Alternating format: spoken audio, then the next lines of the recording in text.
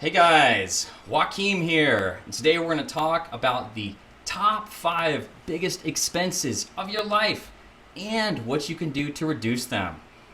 Let's get into it. Education. Education, it's good, we all know that, but what's the cost? At Experian, they figured out that the average student loan debt is $39,000. Yikes, that's a lot of money, especially for lots of people who are just maybe 18, 19 years old to be strapped into. It's a lot. Question is it worth it, and is there anything we can do to lower these costs? Well, let's take a look. And first thing is, what do you really want to do, right? Whenever we talk about education, I'm thinking about student loan debt, like I just showed you, and you also have trade schools, all of that. You can take out loans to learn about a particular profession and try to get good at it. But what do you really want to do?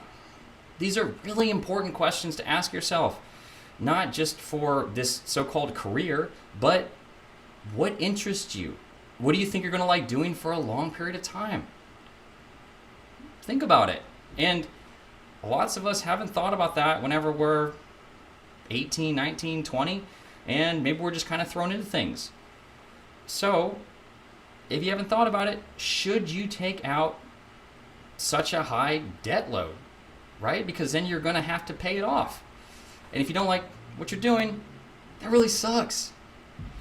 So, would a gap year make sense? Gap year, it's where you take a year off in between high school and college, or trade school or whatever you want to do, and you say, hey, I want to figure out what's important in life. I don't want to just go chasing the buck, even though money's important, but I want to make sure I enjoy what I'm doing every day. Take some time off, travel the world, hang out with some cool people, make some new friends. Are they happy? Do they enjoy what they're doing? Ask them. Learn from the people that you meet. It might sway you in a direction that you weren't necessarily thinking of, because maybe you haven't had time to think about that. Now, of course, for a gap year, you need to probably save up, so you want to think about that as well. But, if you're living with your folks at the house, save up some money, travel the world. Or you can work while you're traveling too. Do that. Another thing, would it make more sense to apprentice? Right? You're taking time out to learn about the profession that you might be interested in. Maybe you want to pursue creative writing. Maybe you want to pursue being an accountant. Maybe you want to pursue being a professional horseback rider. Whatever. Reach out to the people who do that stuff. Ask them, hey, is it cool if I shadow you for a day? You ask them that, you're excited about it, you're interested. Why the heck not? And this will be a great way for you to figure out if the people that are doing what you actually want to do truly enjoy it.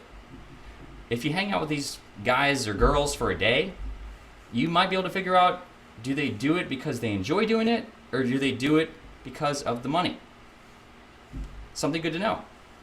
Also, if you reach out to a bunch of people and they don't respond back to you, to say, hey, you can, hang out with me for a day and figure out, what I do, then should you really go into that career? If somebody's not going to take out the time to show somebody what they do and get really excited about it and show how passionate they are, and try to invite somebody else who has that same passion into the career, should you go into this career? Should you commit to doing this for a decade or two? Think about it. Next, if you do want to go to college, right? So you said, I don't want to take a gap year, or I really don't want to do an apprenticeship, or you've already done those things and you said, hey, I want to go to college, I think it's a good idea. That's cool. But you can still lower the costs of college. First thing, public university with in-state tuition. Do it. It's smart. You can save so much money by going to public university Instead of private, they just, you know, spend money wildly at some of these universities, and they charge you whatever crazy amount that they deem fit. And the question is it really worth it? In the long run, do your prospective employers really care where you went to college? It's a good question. And you can even ask this to the person who you're apprenticing with, right? Ask these people, does it really matter that much? Where did they go to college? How much of a difference does it make 5, 10, 20 years down the line? Public universities, they're a good idea. Go in-state, because you'll save so much money if you do in-state tuition as opposed to out-of-state tuition. It's just smart. Next, community college. Do community college for the first 2 years.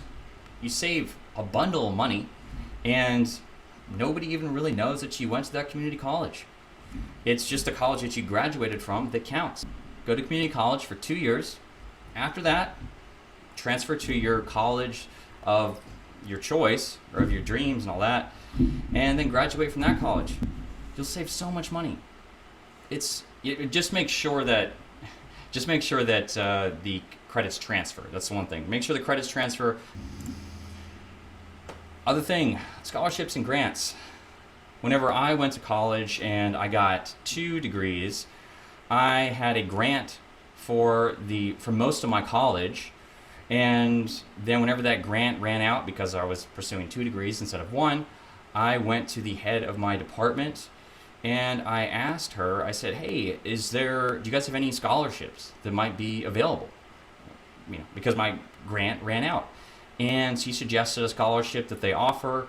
All I need to do is have a good GPA, which I did. So if you're studying something that you enjoy, you'll hopefully get good grades in it. So I had a good GPA, and then I had to write an essay. I was like, okay, cool. And I didn't even know about this before I asked her about it. So I'm thinking, okay, how many people know about this? I wrote the essay, gave her a resume that I had put together, and I got the next semester paid for. So that was my final semester. Got it paid for completely. How cool is that? I think the thing is, other people could do this, it's just they don't know about the scholarships that are available to them. Or they think that, maybe they can't get it. But if you think that, then you probably can get it, because nobody's applying. So look at scholarships. It's a great way to save money and get an education. Next, going into the healthcare realm. Healthcare. All right. When we think about healthcare in total, we think about it as a percentage of the economy. So I'm using a gross domestic product, or GDP, to estimate economic growth. It's a common measure. And then what I'm doing is I'm looking at the percentage of healthcare costs related to GDP. So as the economy rises, we would expect costs and wealth to increase, right? As we make more money, become wealthier, then things get more expensive. That makes sense.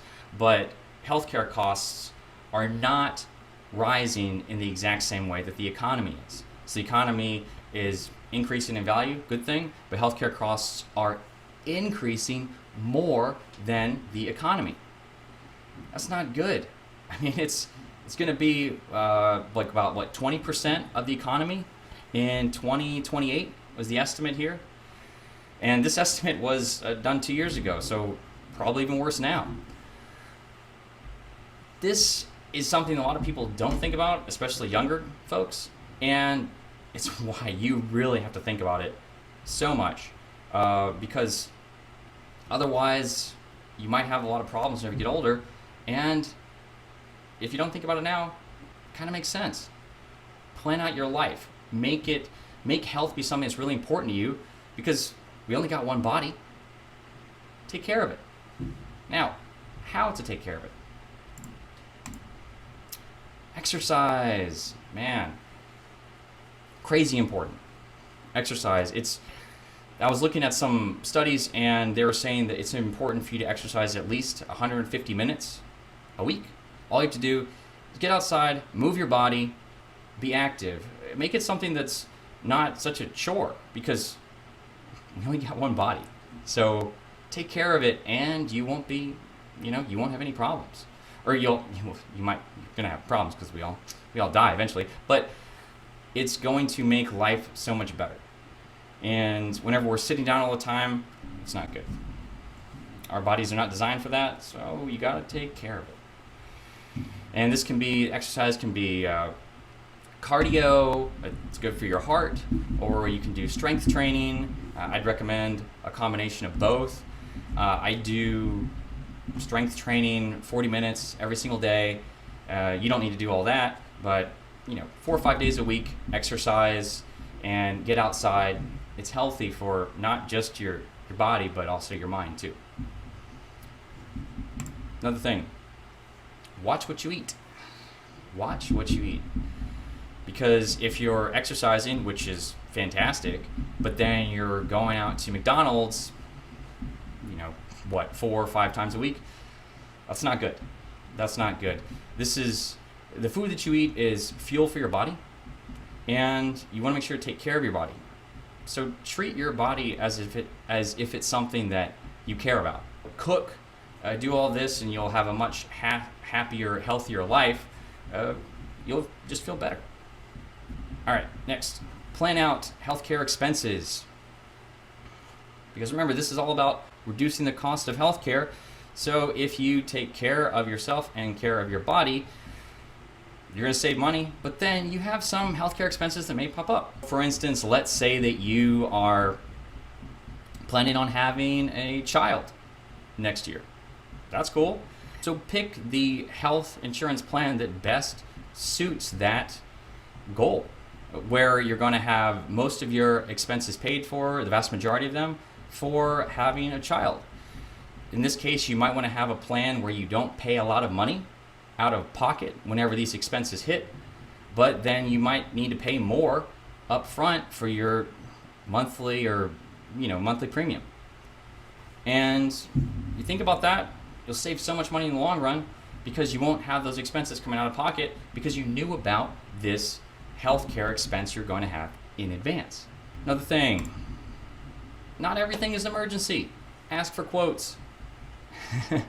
It's if you're planning on doing something like you're planning on having a procedure like a colonoscopy, right, or a mammogram, or a pap smear, or whatever procedure that you're thinking about planning out, check to see if it aligns with your insurance and your insurance covers it.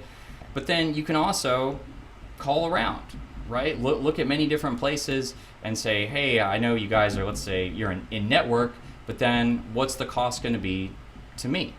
Call around these different places. You can save so much money. I'd also encourage you to do the same thing with prescription drugs. Call around or use GoodRx. GoodRx is a great app where you can lower the cost of your prescription drugs tremendously, and it's free. It's pretty cool. Another thing, negotiate bills. One of the things that we tend to have drilled in our mind is that things aren't negotiable. Whenever you have a bill, you just pay it. But that's not true. If you get a bill after you go to the doctor's office or wherever, they always send the bill in the mail. I guess they're ashamed to give it to you up front because it's a crazy amount. And they send it to you in the mail, then you call them and say, hey, I can't pay for this. Right? I mean, even if you can, the price, some of these prices are outlandish. Makes no sense. So call them and say, hey, I can't pay for this, and come up with another price, right? Say, hey, I can pay half or a quarter of it or whatever. Just try it out.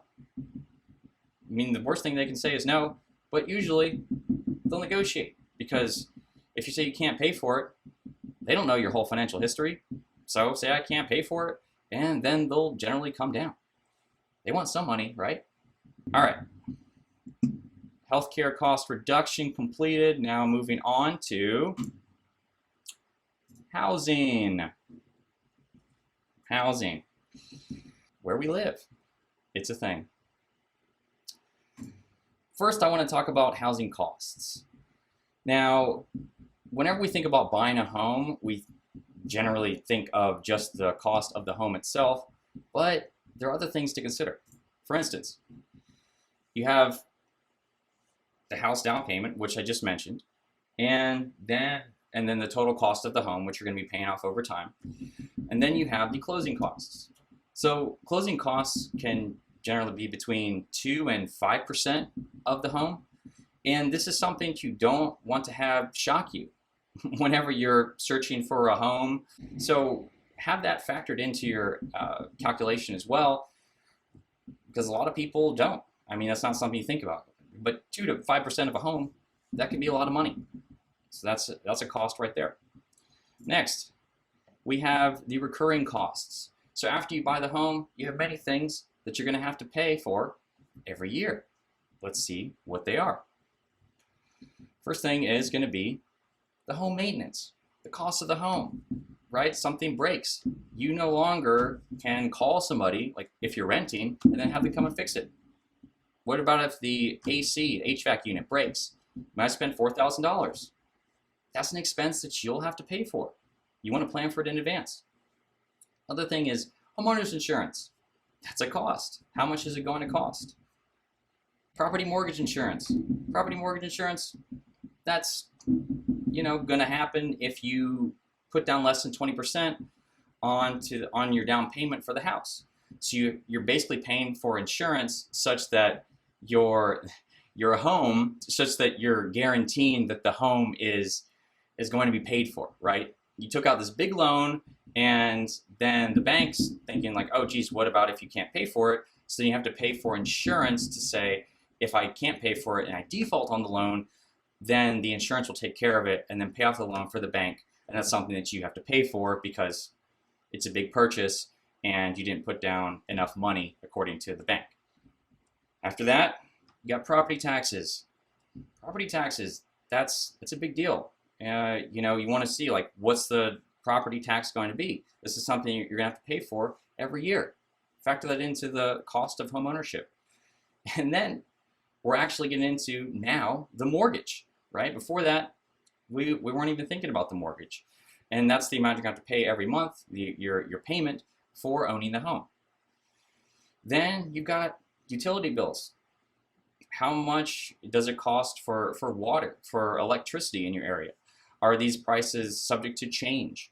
Is that can be a big cost, right? These are things you want to think about, because otherwise it could pop up. And you're like, you weren't even considering that it might cost $100 or $150 a month for water and electricity. Finally, we have HOA, the Homeowners Association. This is an association of people where in your community where they tend to want to make sure that the value of your home increases.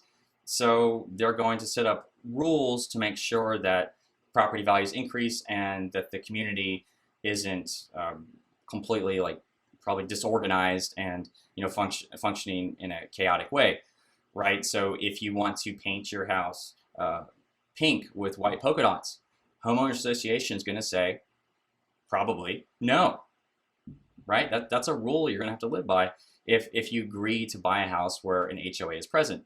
And the HOAs cost money. So how much money is the HOA going to cost?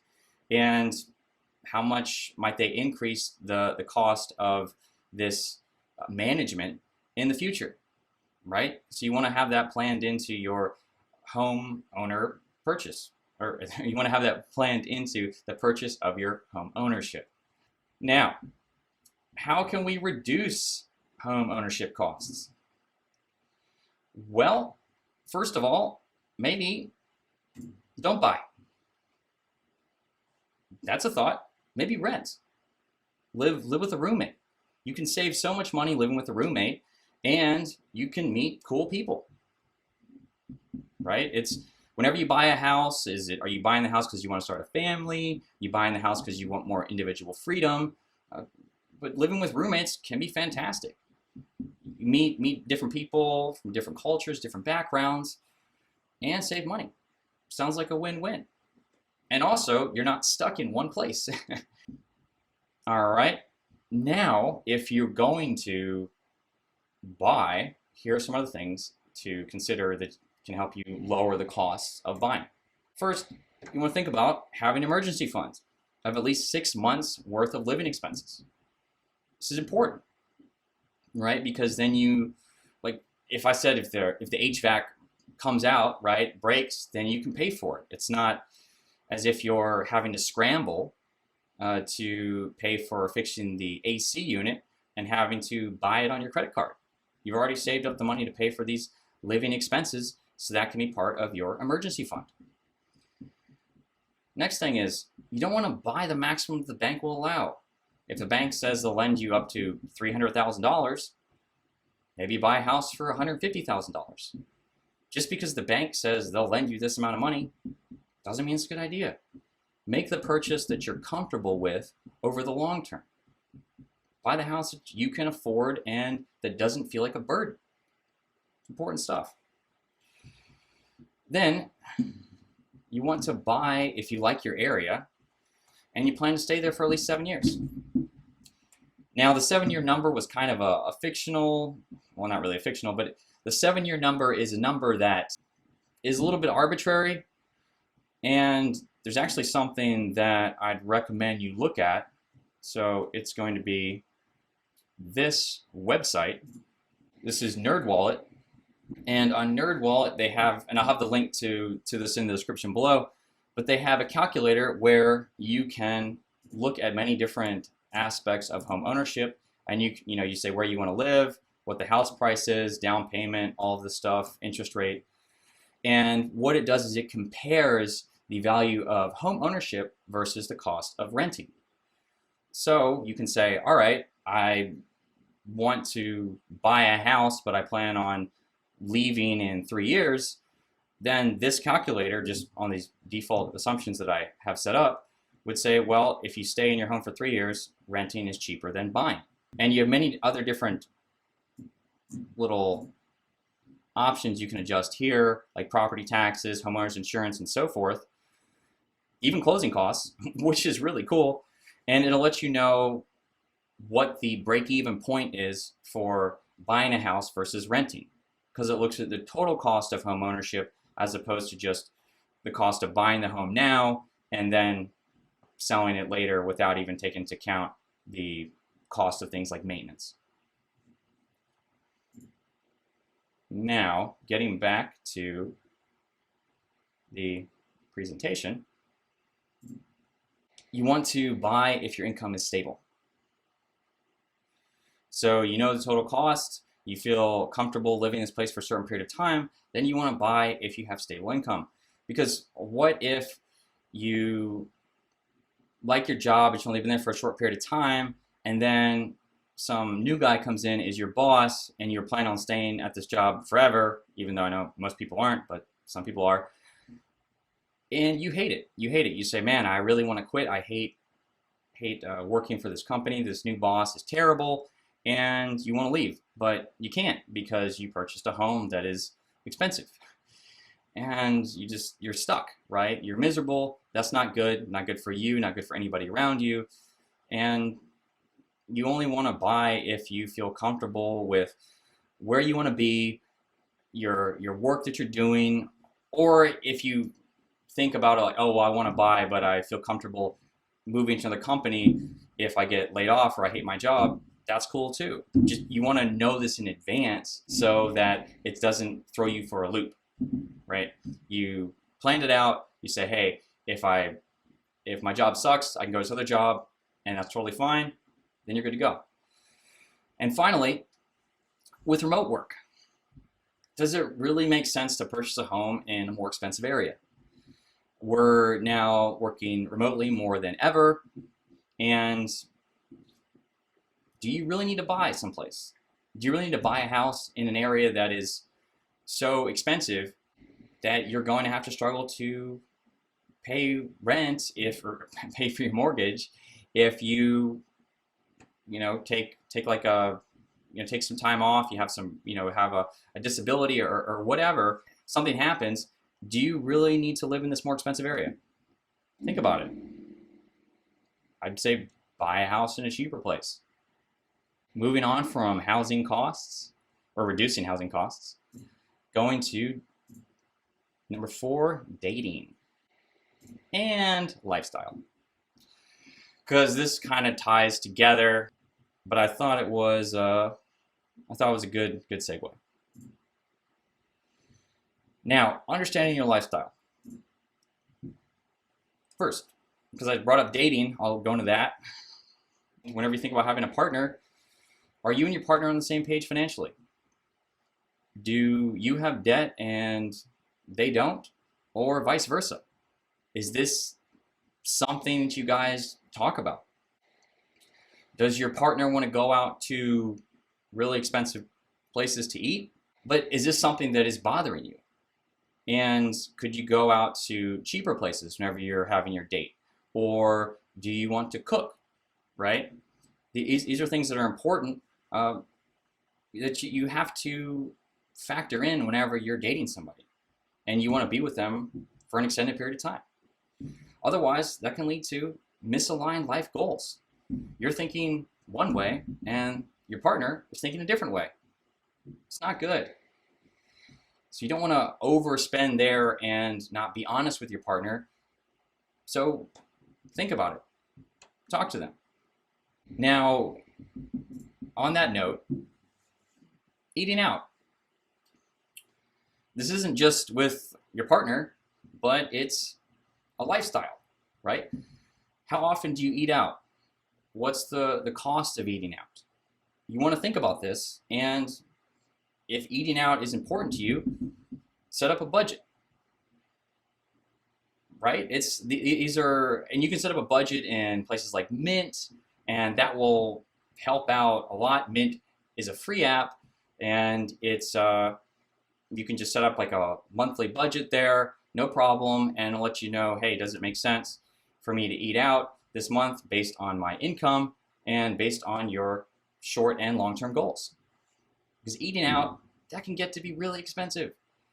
So you want to plan this out in terms of your lifestyle decisions. Now, another big expense that can pop up with your lifestyle can be vacations. Vacations. Gosh, it's vacations. They can take up a lot more money than we actually think and expect. This ties back to the eating out aspect of budgeting.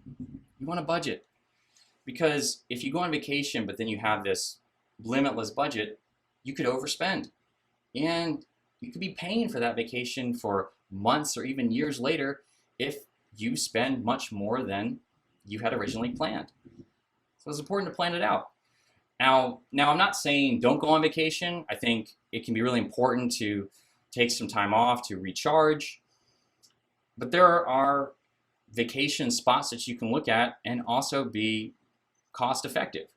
For instance, instead of staying in hotels, you could compare the prices of Airbnbs or VRBO, and that can let you know, oh, hey, does it make sense for me to stay with one of those hosts as opposed to going to a hotel?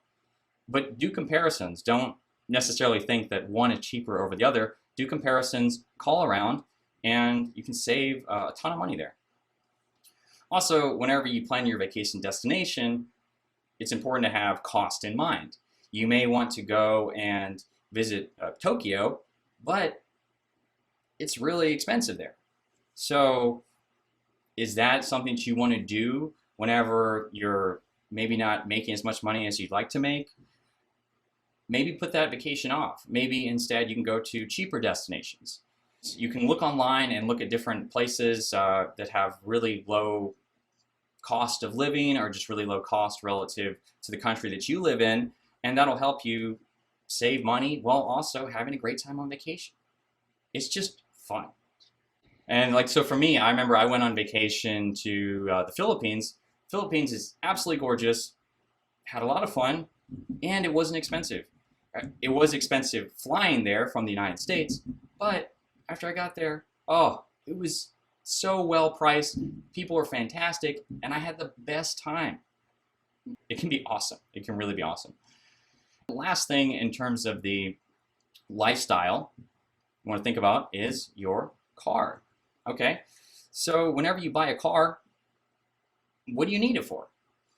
If you have a job where it's important for you to have a certain look, like for instance, as a real estate agent, or maybe you're a financial planner who meets with clients and so forth, then you might need a nice car, right? To show to your clients, to have that image because it's part of your job. If you don't do that, do you really need an expensive car? Probably not. I mean, there are great used cars that can be over 10 years old that you can get for a very reasonable price, and they function extremely well. I purchased a 2006 Toyota Prius about a year and a half ago because I knew that it got excellent gas mileage. The insurance cost was reasonable, so that's another thing to factor into a car purchase. And I only had to use regular gas because who wants to use premium? And the cost of repairs is low.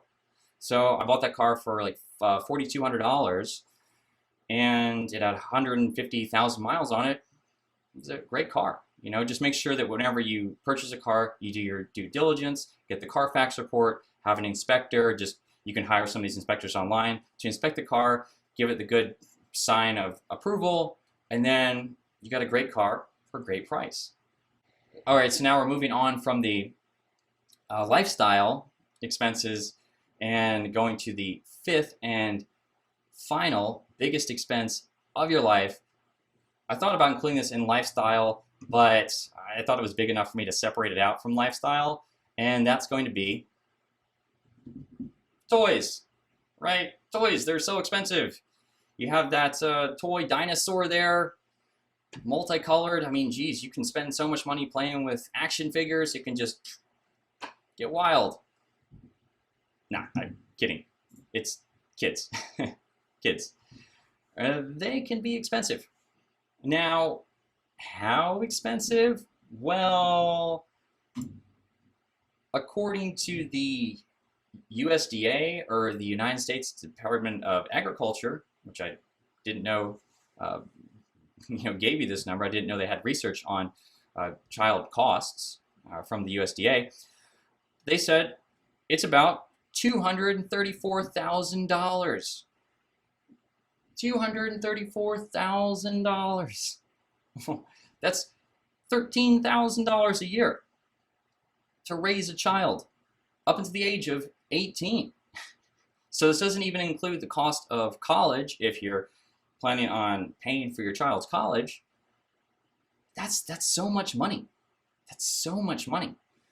So if you don't think about it, it can be a shock, which is why you're watching this video. So now you know.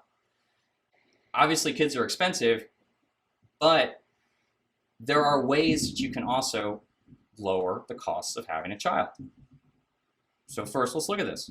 All right, what about if you're on the fence about having a kid? You're like, I don't know, maybe. Well, then maybe don't have a kid.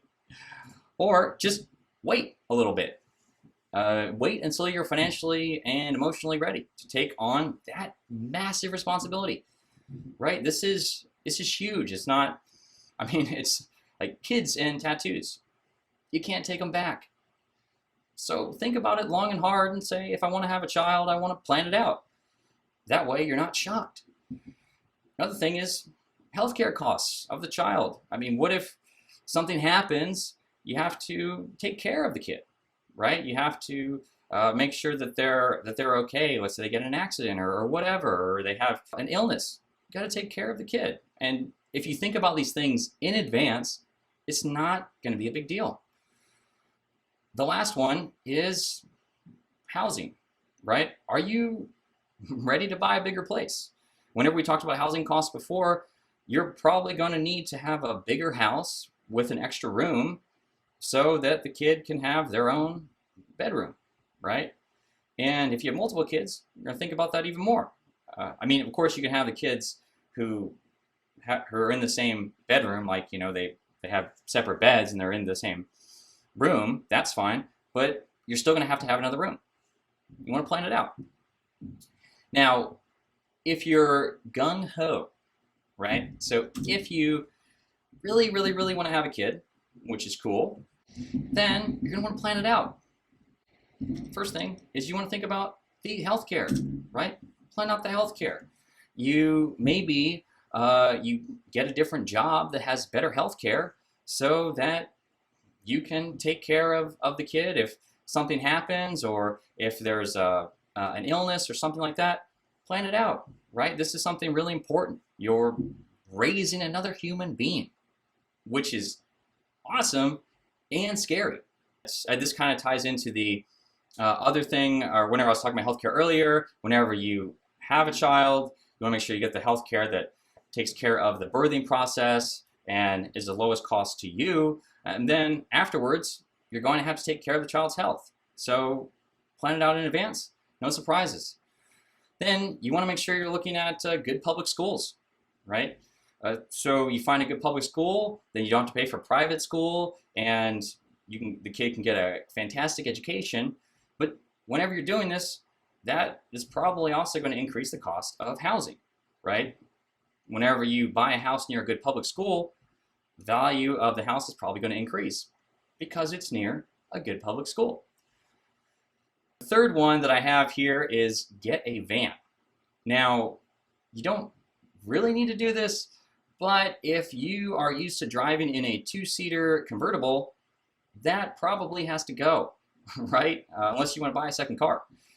Get a car that takes care of you and your family so you can travel around and bring them along. It's good to do, your family. Then the last thing is going to be cook. Having a kid, it ties into pretty much everything that I talked about before, healthcare, housing, lifestyle, cars, right? And then I also brought up eating out. If you're going to eat out with another human being, that's going to increase the cost. So cook, right? Learn to cook, save money, go to the grocery store, and cool thing is you could teach your kid to cook as well. And they learn something, you get some good food, and it's good for everybody. But until they know how to cook, you're going to have to cook. So you want to factor that in to account as well. Save a lot of money there as opposed to eating out. This is the end slide. And this is talking about how you want to plan out your life and grow. You plan it out, you get enough sunlight, you get enough water, you have good soil around, and your life is going to be awesome. So just plan it out. Make sure that your costs aren't more than you're comfortable with. You'll always feel secure and peaceful. So that's what I recommend. I hope you guys enjoyed this video. Name is Joaquim. I generally have videos about finances and health and really living your best life. So I hope you guys enjoyed this. Feel free to follow me on Instagram or Twitter or whatever you like the most, or don't. I don't care. If you like this video, hit the like button, comment down below, subscribe if you want more content like this, and I will see you in the next one.